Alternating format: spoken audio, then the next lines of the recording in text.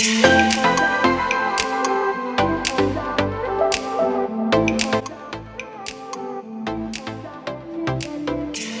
guys, we're here at the Javits Center in New York and we're actually here at the Hotel Experience Awards. And as I mentioned and promised you, I'm here with Lauren Hall, who is the co-founder of Ivvy Marketplace. Lauren, welcome to New York.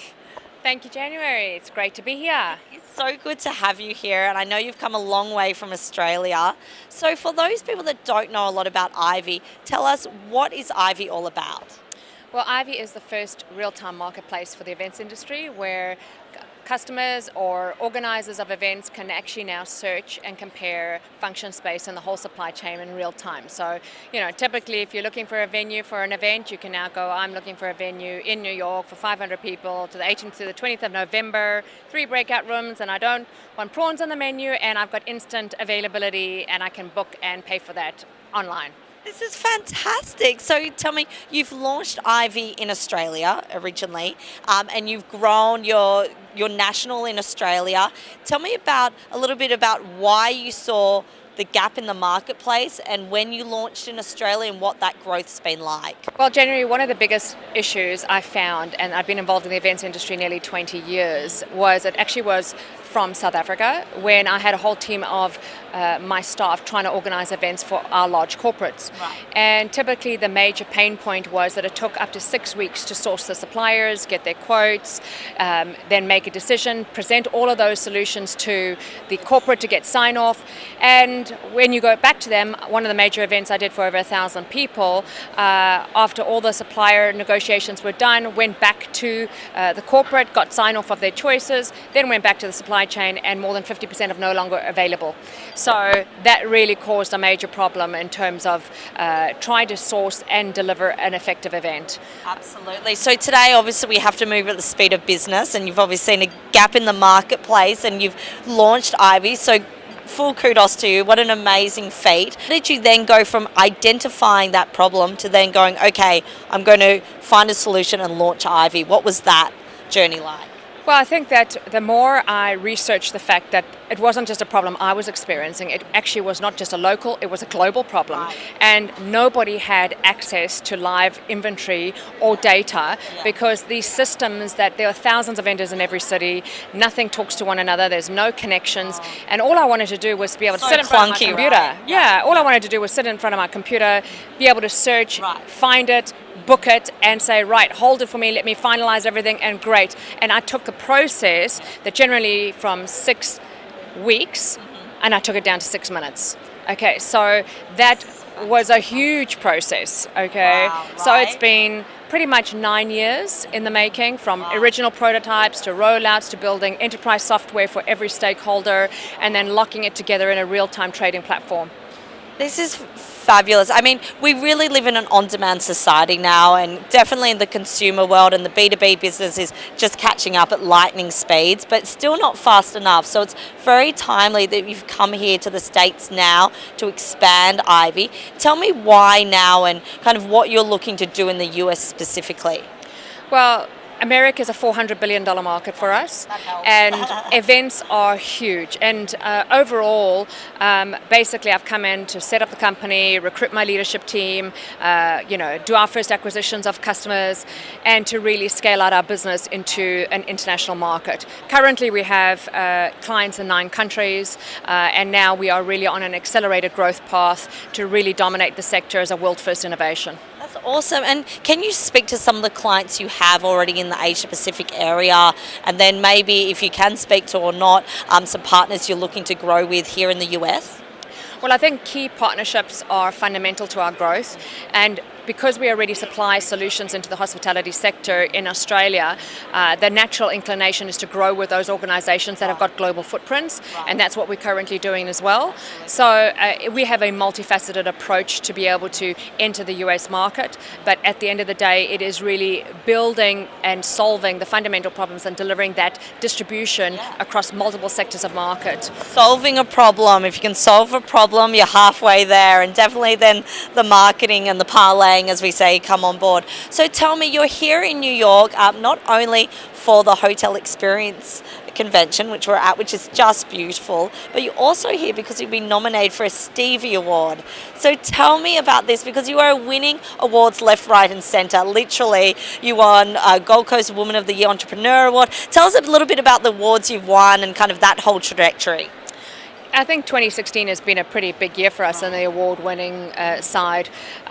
We basically won the Digital Eye Awards in Australia for the Best New Innovation of the Year. Yes, and I also won the Businesswoman of the Year Award, which was just about last week.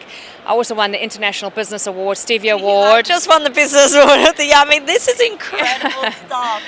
But that was really great. That was against 60 countries, and I've now just been nominated for the Women in Business Entrepreneur of the Year Award and Innovator of the Year, which I'm hoping I'll receive either gold or silver or whatever it is on the 18th, which will be fabulous. And we will be there to parlay, and I'm so excited. This isn't do you get time to sleep? Like, you're getting awards, you're running this business. Like, when do you sleep? Sleep's not an option. I crash and burn like I did just last night after traveling to 3 cities and multiple meetings. But no, look, I think that Ivy is something that I eat, sleep and breathe. I think about it in the shower. I'm constantly working through it night and day, but my belief in really solving problems and pioneering change for a whole industry is what I'm on that path. Yes. And it requires an incredible amount of dedicated perseverance and tenacity, and you cannot take the foot off the brake. And it's all about speed to market, acceleration, and we've had a lot of time building software for the last 7 years, and now we have to go hard and go fast. Scale it. This is so exciting. So it must be amazing to see it come to like full fruition, if you will. And this launch stage is crucial. So tell me a little bit. You are the ultimate entrepreneur. Like, let's face it. You're winning all the awards. You're here for the Stevie Awards. What kind of advice can you give? And I know we're always talking about women as entrepreneurs, but I do want to harp on that just a little, because you are such an successful woman, and there are women out there or young girls will be watching this and kind of aspiring to be in a position like you one day. What kind of advice would you give entrepreneurs at any stage that are looking for funding, how they're going about that journey, how they're seeking kind of different financial models? What kind of advice would you give them? I've built 5 companies, and I started when I was very young, and every single company I built had an end goal in mind, and that was to solve a problem. Whether it was South Africa being under sanctions and not being able to access free trade with the global markets, whether it was building pharmaceutical companies and trying to solve spina bifida in children. Every single thing had a purpose, and every single thing had a problem. So, when you're an entrepreneur, it's something that's encoded in your DNA. And what I would do as part of every woman wanting to start their business is get out and do it. Have the courage to do it. Don't ever fear that you don't have the goods, because it is only you that will ever regret not doing it. And, I think part of my award-winning process is really to help inspire other women to actually dream big and to actually think big, because they actually can. And I think encouraging women to, just start. Because if you don't start, you constantly look back and go, if I had done it last year, if I'd done it there. But also, the key things that you've got to do when you start your business is, number one, is research your market. Understand if there's a pain point. If you don't have a pain point, you cannot commercialize a solution where people are prepared to pay you for solving it. And the most important thing as an entrepreneur is you've got to be commercial. Okay, you've got to know that you're there to make money, and you want to be able to, scale a business, whether it's local or global. But at the end of the day, you've got to have a financial model that is going to work, okay? And you've got to take barriers of entry out. You've got to understand your competitors. And when you're doing fundraising, the first and most important thing anybody who's going to give you money is make sure you're financially literate. Understand how to read a balance sheet and a profit and loss. Understand how to make money, where your costs lie, when you're going to get into profit, build your cash flows, and ensure that when you write them, you can back them, because you're the one who's putting your head on the block.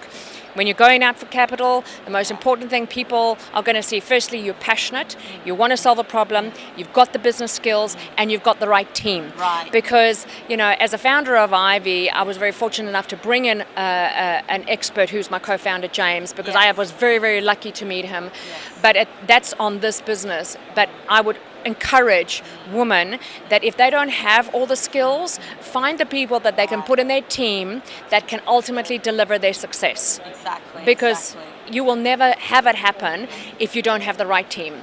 So it comes with a couple of things: right team, right capital, right problem. And ultimately you can deliver a solution, whether it's beauty products, whether it can be absolutely anything. I mean, tech is obviously one of my specialities. Never doubt yourself, dream big, go and do it, and have no regrets.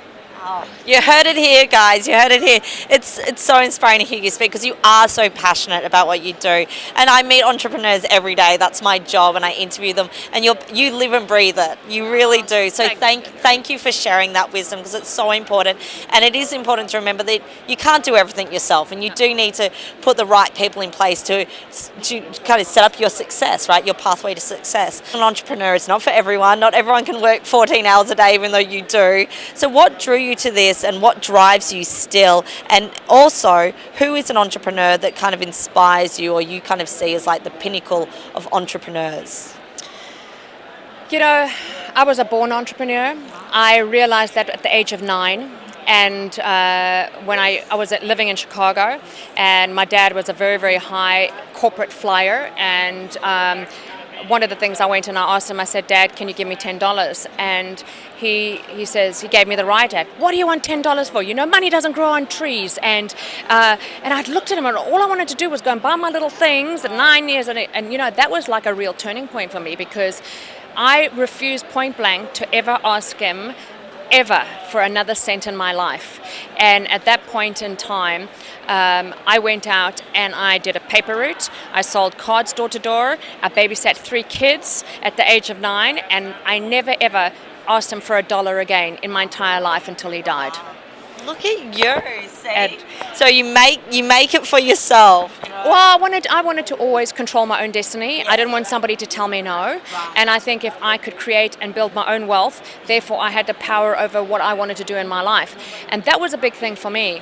And as I went on in life, I started my first company when I was 17. And, I built it into one of the largest manufacturing companies in South Africa that was trading 22 years later. Okay, so it's still, for me, it's in your blood. Yeah. It's in your DNA. It's not something that you can try and learn. You feel it. And entrepreneurs, it is probably the hardest job, because you are all about risk. You will put everything on the line. I have put my house, my cat, my clothes, everything I've owned on the line for my companies. And I have not done it once, I've done it 5 times. And I think you either are a sadomasochist because you love this type of pain, but it is probably the most rewarding because you have the ability to be able to create things and actually see things come to life.